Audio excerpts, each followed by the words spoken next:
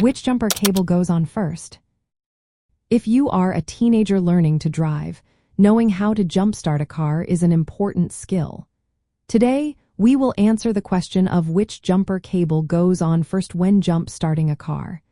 This is a crucial step that can make a big difference in the process. When you are ready to jumpstart a car, the first jumper cable to connect is the red clamp. This red clamp connects to the positive terminal of the dead battery. The positive terminal is usually marked with a plus sign. This initial connection is important because it sets the stage for the jumpstart process. After connecting the red clamp to the dead battery, the next step is to connect the other end of the red clamp to the positive terminal of the good battery. This good battery is in the car that is providing the jump. Again, make sure you are connecting to the positive terminal, which is also marked with a plus sign. Now it is time to connect the black clamp. The black clamp connects to the negative terminal of the good battery.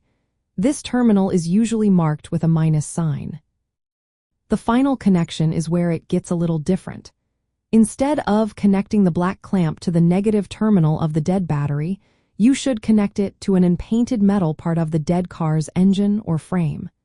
This step is important because it reduces the risk of sparks near the battery, which can be dangerous. Once all the cables are connected in this order, start the engine of the working car and let it run for a minute or two. After that, try to start the dead car. If it starts, that is great. When it is time to remove the cables, do so in the reverse order. Start by disconnecting the black clamp from the metal ground point, then the black clamp from the good battery. Next, remove the red clamp from the good battery, and finally, remove the red clamp from the dead battery. Before you start this process, make sure both cars are turned off, parked securely with parking brakes on, and not touching each other. Also, avoid touching the metal clamps together during the process. Following this jumper cable connection order is essential for safety and effectiveness when jump-starting a car. It is a simple yet important skill that every new driver should know.